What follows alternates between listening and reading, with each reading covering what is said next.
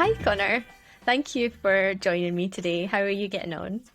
Hi, Emma. Thanks for having me. I'm doing very well. How are you doing? Good, thank you. Very good. Would you like to start by telling us a little bit about you?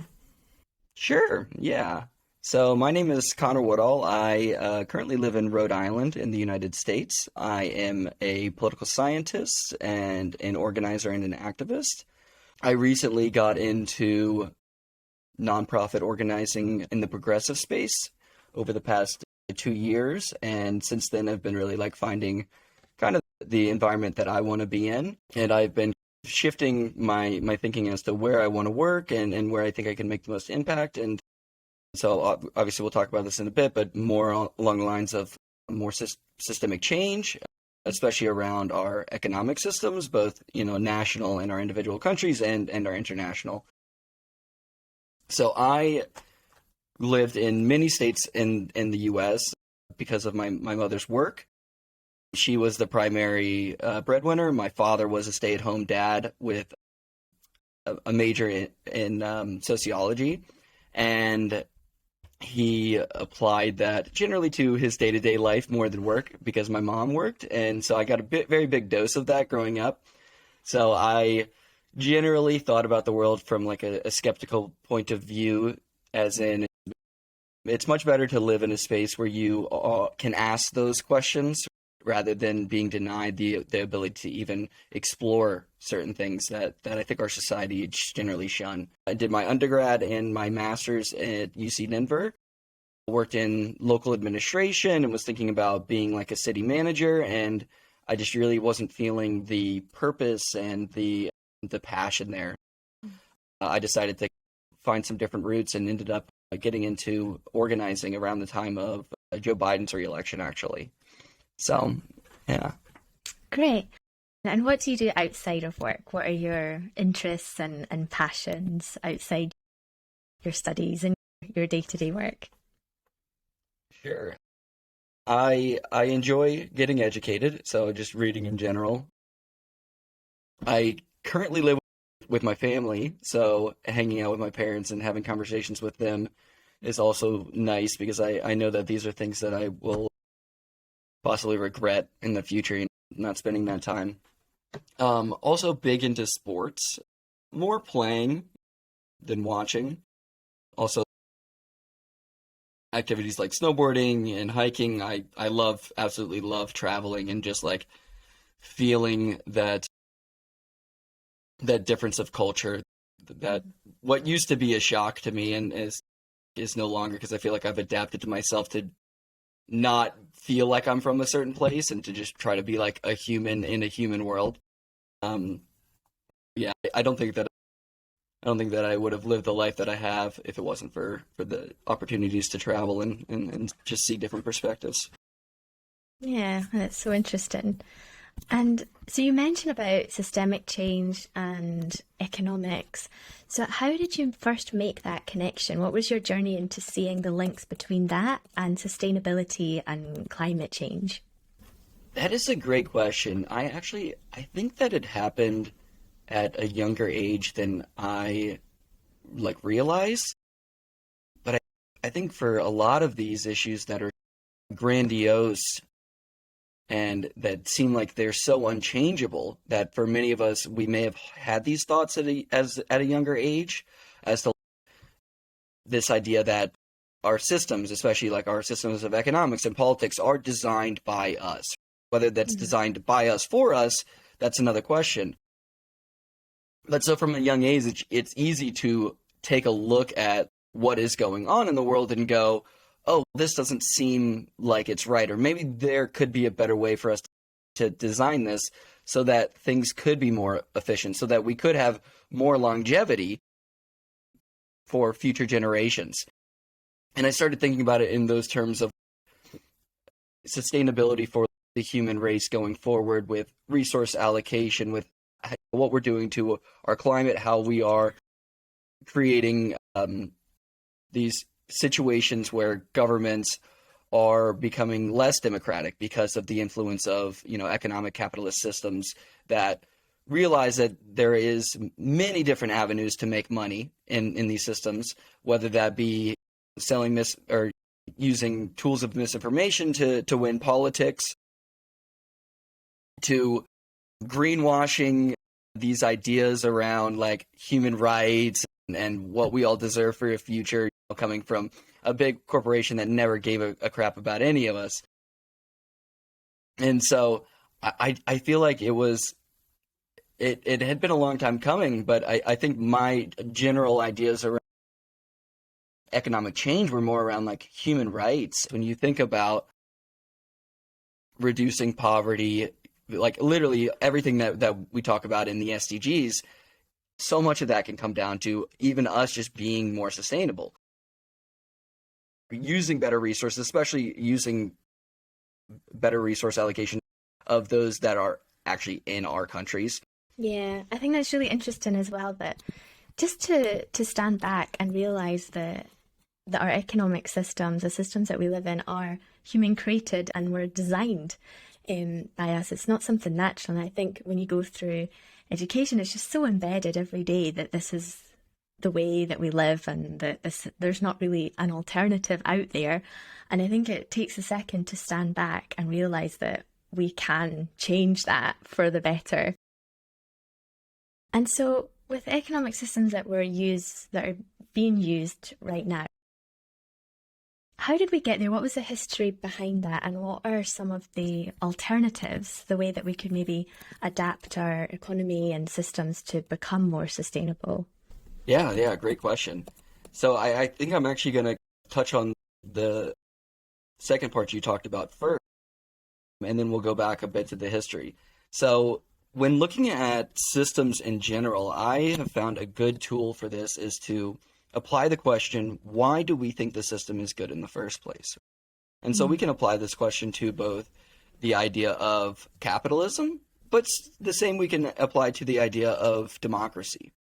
And I think democracy is an easier example to use, so let's use that real quick. So why do we want to live in democracy? Because throughout human history, very few people have controlled the general masses. And those people who actually had a say in influencing politics and government were very limited and were the privileged few. And so our ideas, especially the ideas that the United States has promoted about democracy, which are some of the things that I actually really hold dear and think that it's a wonderful thing that we've done, we haven't followed up on it, which is the problem. But what are the things that are good within democracy, which would be the protection of human rights, equity, getting everybody an equal say in your vote. And another huge one for me is accountability, right? And this ability for us to actually hold leaders to account and to not hold them on pedestals that are untouchable, right? And so in that idea, those are the core concepts of why we should want to have a system like that. And so in knowing that's what we should strive. And so the same thing can be applied to economics. So economics is a system where generally the power has been held by very few. As we moved into these class systems, into this part of history where we had these class systems, especially where we had like ruling class of people, where you had a feudal system where a very small amount of people dictated the rest of the economics for everybody else.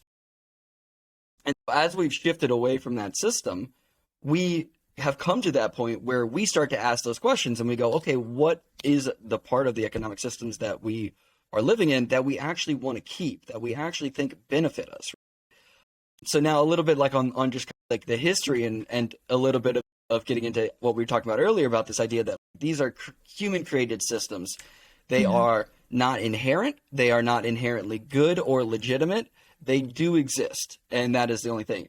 And so I love seeing this trajectory of like, what is basic economics? What is the most base level of economics? And it comes down to the sharing of goods within a local community or tribe. And as that becomes bigger, it becomes bargaining and trading amongst the different groups that are in regions. As these economies became bigger and bigger, and we started to see like both feudalism, where we have kings and queens and landlords, people who controlled all the land, and they would rent it out to the serfs, or they would lend it out to the serfs to work on it. And so you also see this like around within the same time as well, like these more developed economies, right? The Byzantine Empire, the Roman Empire, where and British Empire as well, which then becomes a bigger issue getting into colonialism and their control of the money.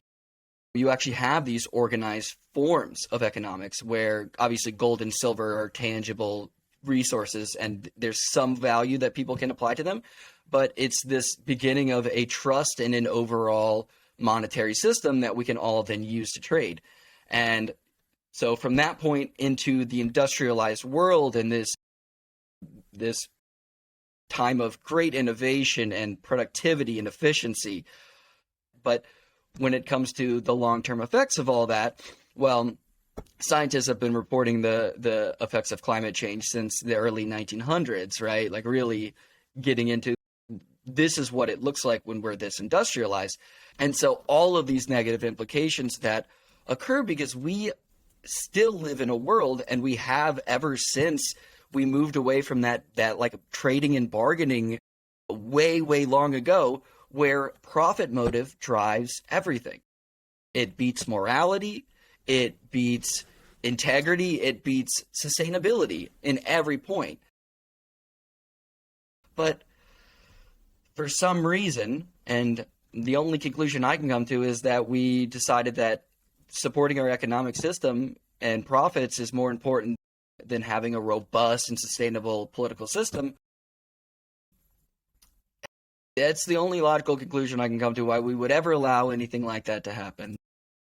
Yeah, right now where we currently sit, I am super fearful of just like the trajectory that we went down and the conclusions that we came to, especially with this reluctance to move away from the current form of things. Like it's something that is so inherent and was always going to happen. Yeah, I think that's a pretty good brief history, but I think understanding it first and like why we should care and think about it is really helpful. Yeah, yeah. And how do you think we can get away from this focus on GDP and, as you say, profit over anything else in society? What are the alternative models that could come in and replace or sit next to GDP? I know, for example, in Scotland, where I am just now, there's talk of a well-being economy and having different indicators come in. And then another idea around that is, and as you mentioned about big tech creating billionaires and these individuals that have so much more wealth than anyone could really get in their lifetime out with these industries. So what are your views on the alternatives either to GDP or to try and reduce this great inequality in Wales? Yeah, I think it's actually something that's quite difficult because there are quite a few models out there for just restructuring our economic systems. So like circular economies that really focus more around sustainability and using more localized resources. There's also like the example like you used, right? This like well-being economy where you have these other metrics that you put on top, right? So you have GDP, which obviously I think we've had this conversation many times about GDP and how the person who developed the idea of GDP, he said, don't follow this. This is not a good metric to use. And then we all just said, he said, use it, which was a little sad. So I believe there is one country that uses multiple different metrics as their like well-being economy, right? There is potential for change there. I think as for like, and this is something that I've been thinking a lot about lately and like really challenge myself on the social change part of it, is how do you get a whole society of people to restructure their ideas around this? And I don't know if there's potential for it to be like this quick change where we have a broader social conversation and say, yeah, let's all switch our metrics and go forward from here. I think that there needs to be some sort of segue to get there. And that's where what I'm currently working on, which is within a UBI, a universal basic income in Germany, is this idea of giving people the leeway to start to push away from those industries that don't act the way that they want to, that don't support the global economy the way that we want and don't support the national economy and society in general. And so looking for these kind of avenues out of our current structures has been like my latest conclusion that I've come to, as we won't be able to get these larger economic large systemic changes if we don't have that out, if we don't have that route for people, that detour. It's the example I always use. You can't shut down a major highway and expect everybody to still get to the city. We need to have some sort of alternative route for people to take to get us there. And that's where I think that there's a lot of really great potential for a universal basic income in taking away the need for constant production, right? This need for people to only apply themselves in life and in society through a monetary compensation model. Whereas we know already in all of our societies that they work also with volunteers and with people who are just committing their time to take care of their family or their friends or to give back to their communities. And there's so many different ways that we can move away from these systems of economics that they were designed for these things because we didn't have innovative ideas about how to do them in any other way.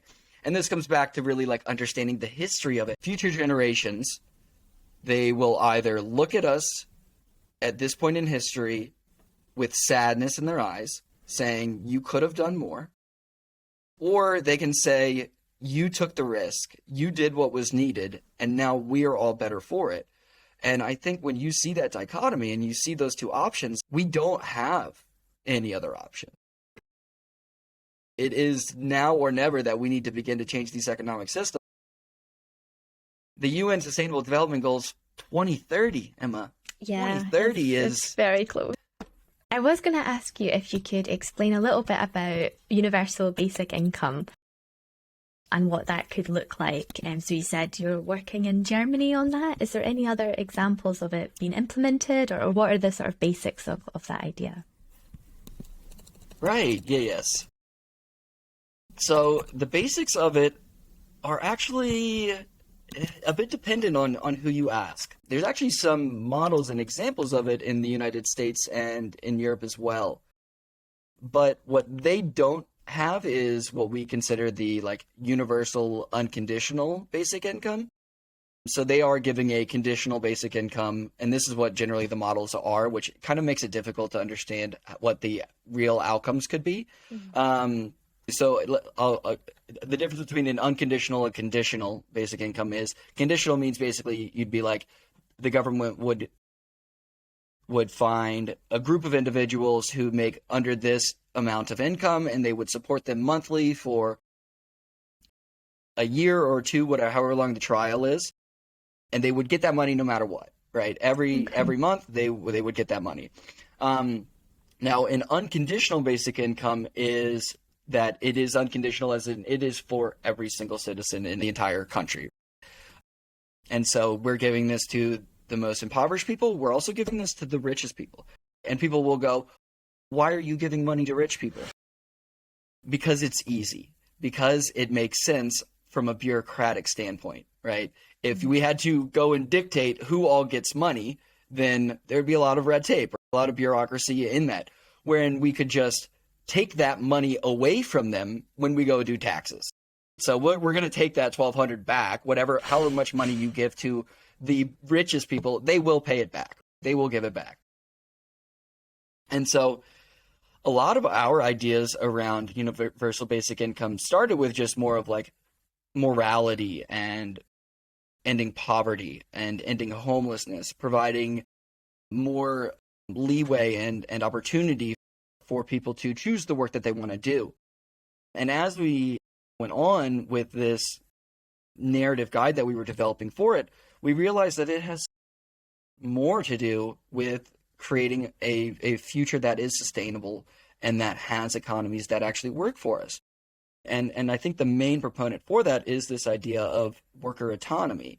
And when you remove the need to work, when you remove this being tied to your employer, so the thoughts with UBI is that like throughout human history, workers have never had autonomy. They've never had the choice, really, of what they do for work. Yes, there are a few of us. There are a handful of privileged people in this world who can make the argument that, hey, I choose my vocation. I choose the work I do. The majority of people in this world don't really have many options. They don't really have many choices when it comes to work. They have to do what they can do that locally available to them, that provides the amount of funds, and that may be, they may do it even if there are human rights abuses being made, if there is physical and mental abuse, if there are physical and mental harms from the work. And people stick with it, and they stay with it because you're tied to your work. And so really, yeah, I see UBI as a potential tool to we've been calling it a UBI assisted economy, where you can use it to help to start to create this floor for all of your citizens so that they can then begin to choose the work that they want. We love to talk about free markets, but then we go bail out industries, right? Because we're scared that workers are going to lose their jobs. Well, in what world does any other industry compete if we're constantly bailing out industries because we want to protect the worker? Now we no longer have that excuse. And so it creates this kind of cool dynamic where we say, let failing businesses fail because that's what we said we wanted in the first place. If a business is failing, then why do we want it to be a part of our economy? If a business says, I can't support my employees enough, so I need to pay them under a living wage, even obviously in the United States, this whole thing is stupid because our minimum wage is under a living wage, even though we dictate both of those things. You say, that's not the fault of the employee. That is your fault. That is your greed, your desire to make profit. You're playing to your shareholders. It should fail, but it doesn't. And this is something that I really like. I get so much hope when I think about UBI and this idea of like, give people the autonomy. For the first time in human history, give people the right to choose what they do in their life. I think it's a good model for that. I don't think it's an end all. I don't think it's a fix to all of our problems. But for us to start to tear down these shrouds of what we thought economics was and what it's for, and get ourselves to realize that it's for all of us. A system that is supposed to work for all of us. And when the 1% and the 10% own so much and control so much of our lives, at one point we got to take a step back and go, let's change something up, right? Either now or never. Yeah, I love the idea as well of giving people that extra choice and also that time to be involved in things like volunteering that we see is so important to our society, and care as well, to care for relatives and family, and maybe to explore new avenues, maybe try something creative or try and take a hobby further that really only privileged people have the opportunity to try something and know that if it doesn't succeed, you can try a different avenue. One of the arguments that I've seen around UBI is this idea that all the prices will just be increased if you have this additional money that's given to each household. Is that something that you've seen in the case studies or examples that have been done? And is there like a set way to decide how much money each household should get? What are the thoughts around that? So it's actually a very interesting conversation because like inflation occurs when more money comes into the overall economic system. But it's interesting because the money's already there for UBI in the way that we're modeling it. The money is just held in the hands of different people. You are redistributing money from rich people who should never have had the money because the tax system should have never been written that way. And we can talk a bit about how the U.S. set this precedent for rich people making more money and CEOs deserving not only 60 times as much their employee, but 300 times, right? And so it's realizing that this is just a shifting of that money into these other places. And so if we're going to create a floor that supports all of us more, and we're trying to use UBI as this idea that says, look, we all just think that everybody should have more every single month, that instead of the gap in equity growing, it should be declining, right? We should be becoming closer, and we should be having more class mobility. So there is definitely going to need to be rider legislation Mm. that comes along with it to be implemented as well to control for inflation, because that is the exact outcome that we don't want to have. If that occurs, we may have the exact opposite implications where people are actually burdened by it. But if you can put a moratorium on housing and certain prices of certain goods, especially if you can tie it in a way to UBI and say that moratorium, which for any of the listeners out there, moratorium is basically like a pause on payment or like a pause on a certain type of policy or legislation. So this would be like a pause on increasing prices for certain goods. Yeah. But I think one of the challenging things is back to this idea of like models that currently exist are conditional and they are small and they don't have this broader societal change that Yeah. we see could come from a UBI, right? And I think that those are things that you can't really see with these smaller models of UBI, as well as like the inflation rates and what. And I think we are at that point where we need to take some risks, Mm. right? If we aren't trying and trying to get some models going for how we can go forward, I think we're just setting ourselves up to fail more than we already Mm. have, which is why we all feel hopeless because all the scientists have been telling us we needed to make a change for forever, and we haven't. Mm. So, Yeah, yeah. yeah.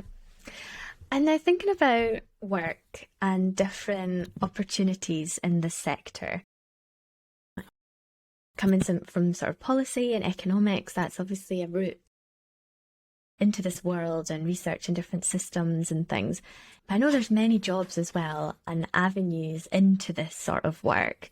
So I can think, for example, on circular economy, there'd be plenty jobs designing circular products or making supply chains more circular and reducing waste. How did you get into the organisational space? Is that something that you would recommend? Do you have any tips or advice for getting into that or for any sort of job that can make change within this sector? Sure, yeah. So this is a very interesting connection to the whole like future of work.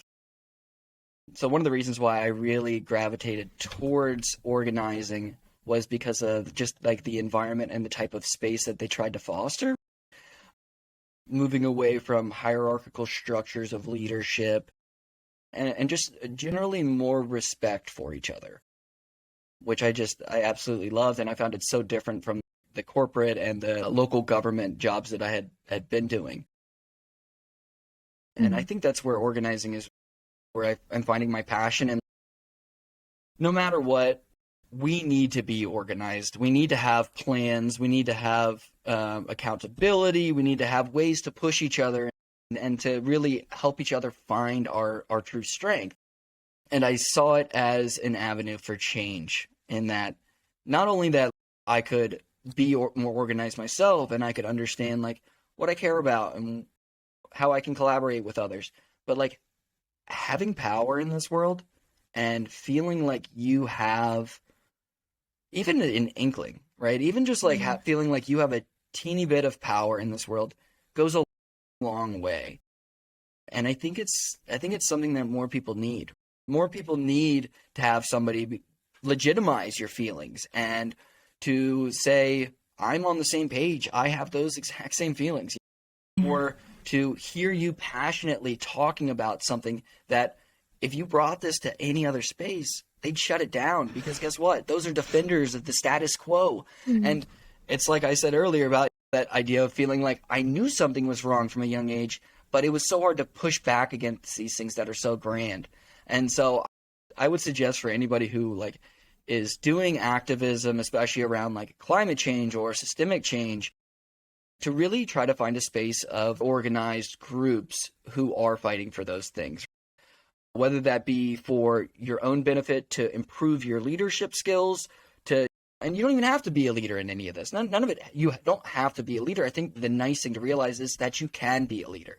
And those Mm. qualifications that we have often thought about for leadership, they don't apply. They don't actually make sense, and they don't actually create better outcomes for the people that you're leading.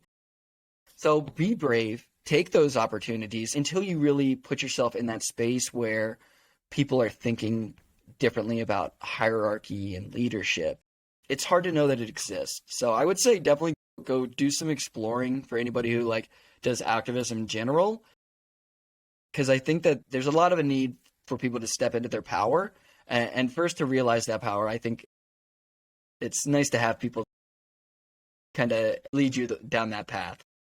Yeah. Great. Thank you so much, Connor. Thank you for joining us today. It's been such a pleasure to talk to you about your work and the different concepts and things that you think about and that you work.